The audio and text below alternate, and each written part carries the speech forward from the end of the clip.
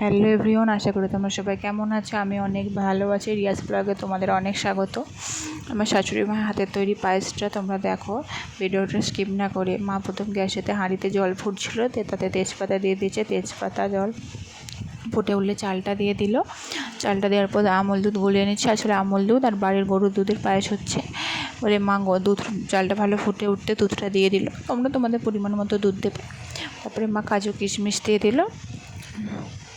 এবার এলাচ দিচ্ছে, এলাচগুলোকে কেটে কেটে দিল।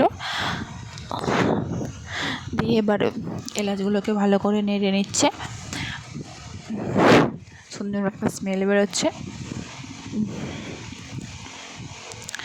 ভিডিওটা তোমরা দেখো। ভালো করে নাড়া হওয়ার পরে এবার একটু চালটা সেদ্ধ হওয়ার পর চিনি দিয়ে দিল। চিনি দেওয়ার পর ভালো একটু ঘি দিয়ে দিল। তোমরা তোমাদের পরিমাণ মতো চিনি দেবে। ঘিটা গন্ধের জন্য দিয়েছে, তোমরা ঘিটা দিতেও পারো বা নাও দিতে পারো, তোমরা জানবে। আর লবণ দিয়ে দিল। লবণ দেওয়ার পর ভালোভাবে নেড়ে নিচ্ছে। নেওয়ার পর এবার দেখছে হচ্ছে কিনা, মোটামুটি ভালোই হয়েছে। আর তোমরা বাড়িতেও তৈরি করে খেতে পারো। কার কার পায়েস প্রিয় আমাকে অবশ্যই কমেন্ট করে জানিও।